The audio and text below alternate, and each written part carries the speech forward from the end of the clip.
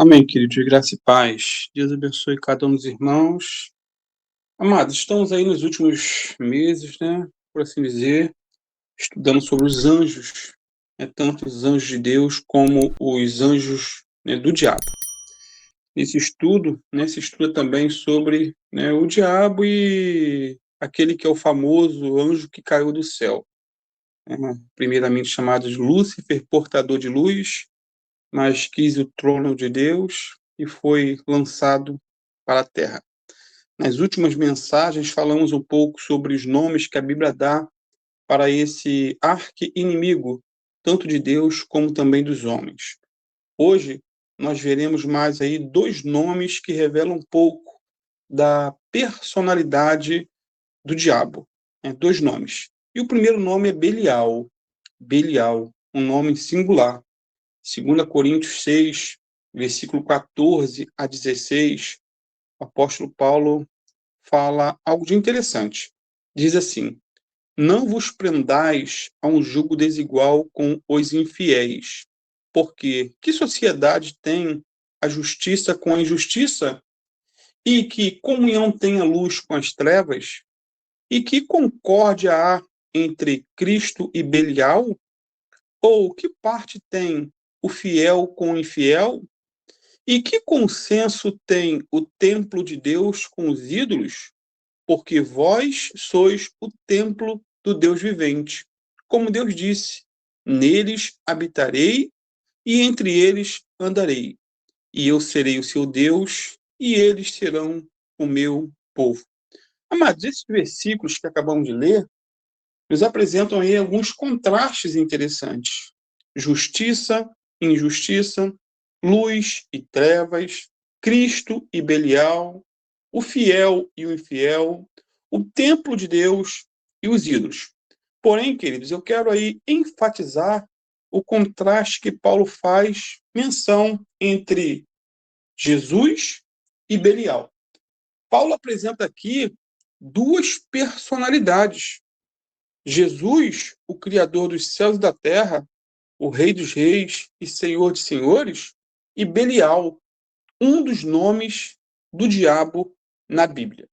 E interessante é que esse nome ele é usado muitas vezes no Antigo Testamento para designar homens perversos e indignos de serem filhos de Deus, que são chamados filhos do diabo, filhos de Belial. Essa palavra significa basicamente sem valor. Então, Belial é sem valor. Filho de Belial é filho sem valor. Eles são os famosos filhos do diabo. Queridos, os filhos do sacerdote Eli, eles são um típico exemplo desse nome. E a Bíblia dá nome para eles. Lá em 1 Samuel 2,12, diz assim: eram, porém, os filhos de Eli, filhos de Belial, não conheciam ao Senhor. Que terrível, queridos. Criados na casa de Deus, eram sacerdotes, exerciam a função sacerdotal, eles eram para ser espirituais, mas eram filhos de Satanás. Não conheciam a Deus. E 1 Samuel 2, 22 a 26 fala um pouco sobre os pecados desses sacerdotes. Né? Diz assim: era, porém, Eli já muito velho e ouvia tudo quanto seus filhos faziam a todo Israel, e de como se deitavam com as mulheres que em bandos se ajuntavam à porta da tenda da congregação. Que coisa de maluco, queridos, dentro da casa de Deus. Prostituição. E disse-lhes: por que fazeis tais coisas? Né? Eli falando para os seus filhos: pois ouço de todo este povo os vossos malefícios, os vossos pecados. Não, filhos meus, porque não é boa esta fama que ouço.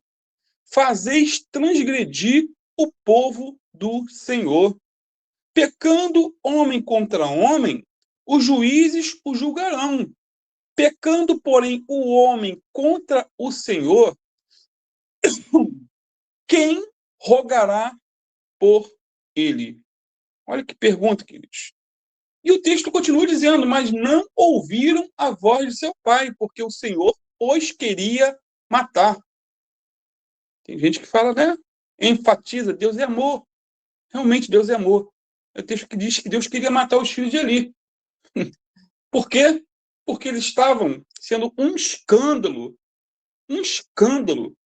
na congregação, um escândalo na sociedade, um escândalo naquele contexto em que eles viviam. E o texto faz um paralelo entre os filhos de Eli e Samuel, ainda criança. E o jovem Samuel ia crescendo e fazia-se agradável, assim como para o Senhor, como também para com os homens. Queridos, a consequência da perversidade desses filhos de Eli, que eram, na verdade, filhos do diabo, foi a morte. E não somente a morte física, mas também a morte eterna, condenação eterna. Um profeta, ele se levantou e disse o seguinte para Eli, lá em 1 Samuel 2, 34, 36. E o que acontecer aos seus dois filhos, Ofni e Finéias, será um sinal para você. Os dois morrerão no mesmo dia. Levantarei para mim um sacerdote fiel. Está falando aqui de Samuel, que agirá de acordo com o meu coração e o meu pensamento. Edificarei firmemente a família dele, e ele ministrará sempre perante o meu rei ungido. Então, todo o que restar da sua família, da família de Eli, dos descendentes, virá e se prostrará perante ele para obter uma moeda de prata e um pedaço de pão. A descendência de Eli seria mendigante, mendigos, andarilhos. E lhe implorará que o ponha em alguma função sacerdotal para ter o que comer. Olha que tragédia. Não precisava ser assim. Deus não escolheu os filhos de Eli, Ofni e Finéias, para terminarem como terminaram. Eles eram agentes livres para agirem da maneira que queriam, para viver uma vida emporcalhada como viveram. E no capítulo, queridos, vemos aqui a profecia se cumprindo. Né? Capítulo, quando você vai para o capítulo 4, você vê literalmente a profecia se cumprindo e os dois filhos de Ofni e Finéias morrendo na guerra. E o contexto, se você ler todo o capítulo 4, eles levaram a Arca da Aliança, que era símbolo da presença de Deus, e pensaram que, tendo a Arca da Aliança, isso lhes proporcionaria a vitória, mas eles morreram. E quando a notícia da derrota de Israel, ou do exército de Israel, pelos filisteus, chegou a Israel, Eli caiu da cadeira, quebrou o pescoço e morreu. A esposa de Finéias, né, a nora aí de Eli, que estava grávida, teve um filho e colocaram o nome do filho de Icabô. Foi-se a glória de Israel. Consequências do pecado desses filhos do diabo, filhos de Belial. Queridos, que Deus, né, eu sempre oro, que Deus nos guarde de sermos chamados por esse nome. Sabe por que eu digo isso? Porque os filhos de Eli pensavam que eram filhos de Deus. Pensavam, mesmo vivendo uma vida imoral. Eles pensavam. Eles eram filhos de sacerdotes, foram criados na casa de Deus. Eles eram também sacerdotes, porém eles viviam na imoralidade, viviam na avareza, viviam na ganância. Portanto, para Deus, eles eram filhos de Belial, filhos do diabo. Queridos, o que mais se vê nesses dias são escândalos envolvendo pastores, são escândalos envolvendo cantores, né? Personalidades. O que mais se vê hoje em dia? A igreja é mais conhecida na mídia hoje por conta dos seus escândalos do que por conta de um avivamento, de conversões, de transformação. Por exemplo, a cantora gospel, Sara Mariano, foi assassinada pelo próprio marido. Próprio marido que dava aconselhamento de casais na internet. O marido da cantora gospel Heloísa Rosa foi preso nos Estados Unidos acusado de estuprar uma criança. Escândalos. O pastor Davi Passamani foi preso pelo menos 3 vezes por assédio sexual, denúncias. O apóstolo Rina está sendo investigado em um inquérito policial após denúncia da própria esposa, ou melhor, ex-esposa. Ela o acusa de lesão corporal, violência psicológica, ameaça, injúria e difamação. E, queridos, os casos se multiplicam a cada dia. Se multiplicam. Se fosse relatar todos os escândalos do mundo gospel aqui, queridos, daria pano para manga, como se diz. Mas que Deus tenha misericórdia de cada um de nós. Cada um de nós estamos sendo filmados. Conversando com um amigo hoje, né? Estávamos falando sobre a tristeza que é hoje. Muitas empresas não aceitam crentes. Se você chegar ali com um cigarro na mão e tiver ali um currículo bom, você é admitido. Se você chegar com a Bíblia, pode ter um currículo bom, mas você é rejeitado. Essa é a grande verdade hoje, queridos. É muito complicado hoje. A fama do crente está sendo jogada na lama. A responsabilidade nossa é grande de mudar essa situação. Só o Espírito Santo para nos ajudar. Vamos ver um outro nome, queridos. Tentador. Já vimos Belial. Agora, tentador. Esse nome aí, né? Lá em Mateus 4, versículo 1 a 11, um texto muito conhecido, a tentação do Senhor Jesus, diz assim: Então Jesus foi levado pelo Espírito Santo ao deserto para ser tentado pelo diabo. Depois de jejuar 40 dias e 40 noites, teve fome. O tentador, versículo 3, o tentador aproximou-se dele e disse: Se você é o Filho de Deus, mande que essas pedras se transformem em pães. Jesus respondeu: Está escrito, nem só de pão viverá um homem, mas de toda a palavra que procede da boca de Deus.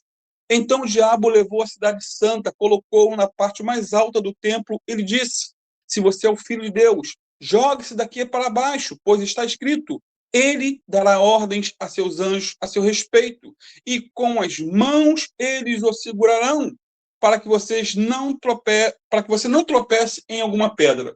Jesus lhe respondeu: Também está escrito: Não ponha à prova o Senhor, o seu Deus. Depois o diabo levou a um monte muito alto e mostrou-lhe todos os reinos do mundo e o seu resplendor. E lhe disse: Tudo isso te darei, se você se prostrar e me adorar.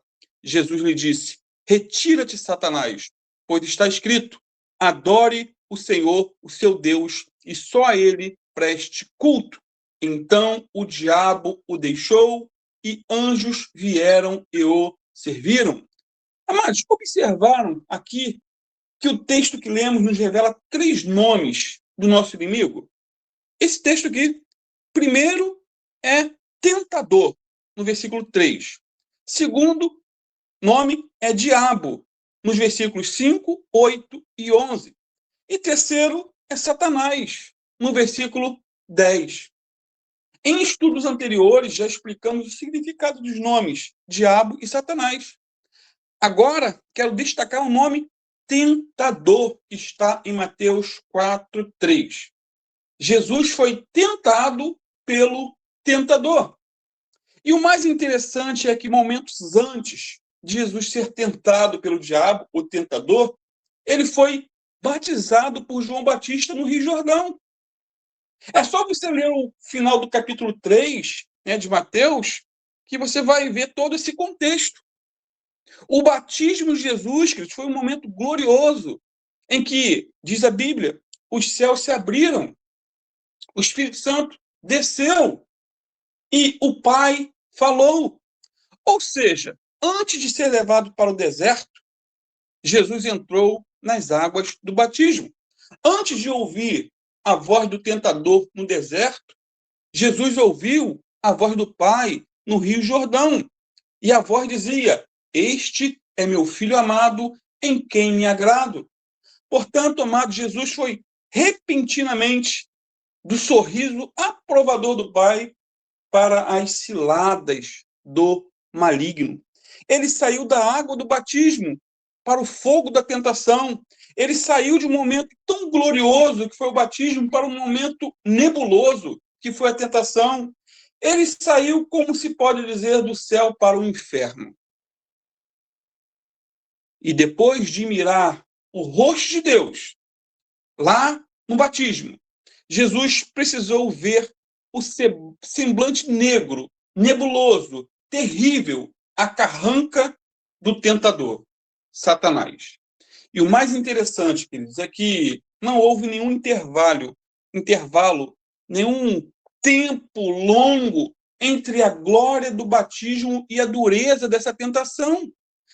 Na versão nova, NVT, nova versão transformadora, o verso 1 do capítulo 4, é interessante que diz, em seguida, tipo assim, logo em seguida, depois do batismo, em seguida, ele foi para o deserto ser tentado pelo diabo.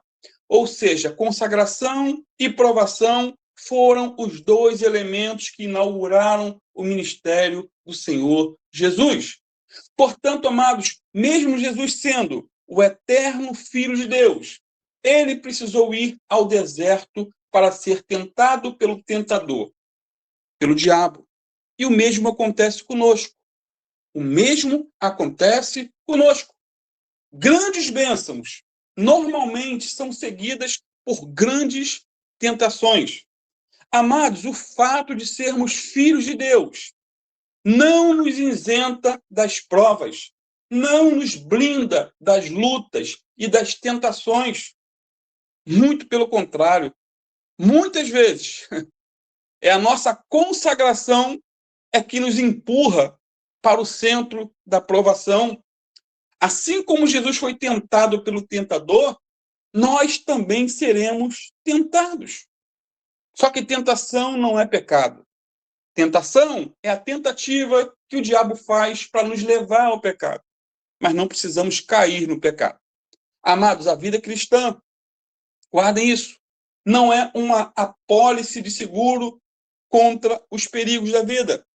Assim como Jesus, muitas vezes, podemos passar, né, de maneira rápida, de um momento de consagração para um momento de tentação, de um momento de bênção para um momento de aflição. Às vezes terminamos, né, de fazer aí a nossa devocional, orar, meditar na palavra, né, fazer um propósito de jejum e logo em seguida enfrentamos seduções terríveis desse mundo, tentações indescritíveis. Queridos, muitas e muitas vezes, podemos dizer que tempos de alegria, eles são seguidos por períodos de tentação. E não tem como escapar disso. Tempos de consagração são seguidos por períodos de tribulação e tentação. Você faz aí um propósito de jejum, faz um propósito de orar mais, e imediatamente é lançado no fogo da provação. Queridos, é quando recebemos as maiores bênçãos dos céus que Satanás se esforça para nos derrotar e nos derrubar. E mais, quem nos leva ao deserto para sermos tentados é o Espírito Santo. Mas quem nos tenta é o diabo.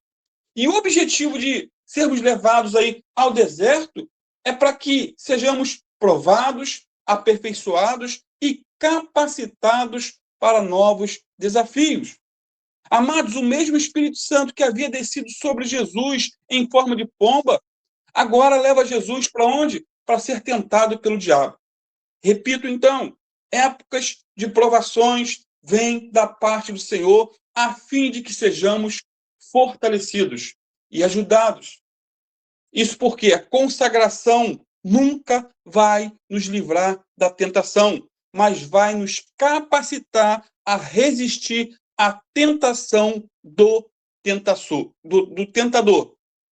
Repito, a consagração não nos livra da tentação, mas nos capacita a resistir à tentação do tentador. O texto diz que Jesus foi levado pelo Espírito ao deserto para ser tentado pelo diabo. Portanto, Jesus venceu a tentação, sabe por quê? Porque estava em consagração. Ele venceu as astutas ciladas do diabo porque estava em jejum e oração. Amados, quem não vigia e quem não ora não consegue resistir. Até porque a oração não afugenta o diabo, mas fortalece você, fortalece a mim. E mais, quando as coisas vão mal, ou quando sofremos aí alguma severa tentação ou provação, muitas vezes pensamos que estamos fora da vontade de Deus, né? Estamos fora, mas quando Jesus foi tentado, ele estava no centro da vontade de Deus para a sua vida. Um detalhe a mais, já estou concluindo. Jesus não procurou a tentação, mas foi levado ao deserto para ser tentado pelo tentador. Tem alguns detalhes a mais para serem observados. Primeiro, a tentação de Jesus não procedia de Deus, porque Deus a ninguém tenta. Segundo, a tentação não vinha de dentro de Jesus, porque ele não tinha uma natureza pecaminosa como a nossa. Não vinha de dentro. Terceiro, a tentação vinha de um ser externo, chamado na Bíblia de diabo, o grande tentador. Amados, o diabo não é uma lenda. Ele não é um mito. Ele não é uma energia negativa. Ele tentou Eva no jardim. Ele oprimiu Jó. Terminamos de ler há pouco tempo o livro de Jó. Ele enganou Davi. Ele tentou acabar com a vida de Pedro e destruiu a vida de Judas. Não existe inimigo pior do que aquele que nunca pode ser visto e que nunca morre. Nunca morre. A Bíblia o apresenta como um anjo caído. Já temos visto isso. Um ser maligno, perverso, assassino, ladrão e mentiroso.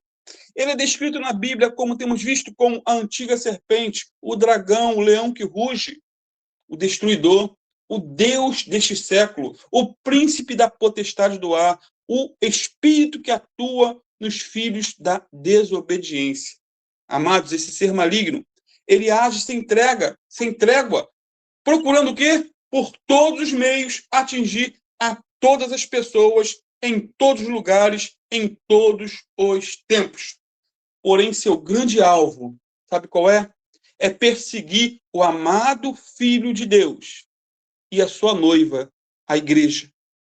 Portanto, queridos, concluindo finalmente, o Espírito Santo conduziu Jesus ao deserto para ser tentado pelo tentador, porque o deserto da prova seria transformado no campo da vitória. Ou seja, Jesus foi levado ao terreno do inimigo para derrotar o inimigo. Ele foi tentado pelo tentador para vencer o tentador.